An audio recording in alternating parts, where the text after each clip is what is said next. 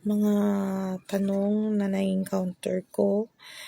Paano po pag ang pag-ibig natin ay hindi po tayo nakaabot ng 24 months? Siyempre, ang required po ni housing loan, para makabil tayo ng housing loan kay Pag-ibig, is meron po tayong 24 months na hulog sa Pag-ibig. So, ganito yon. Pag meron na kayong reservation form na para doon sa kukunin yung bahay, halimbawa, 8 months lang kayong naghulog sa Pag-ibig, so may 16 months kayong hindi nahulugan. So, pupunta lang po kayo ng Pag-ibig po, and then alamin nyo kung magkano yung babayaran nyo. 200 lang naman yun per month. Di na sa mga 3 plus lang. So, ipapasok po nila sa Lansam yun. Then, yun. Credited naman po sa account niyo yun.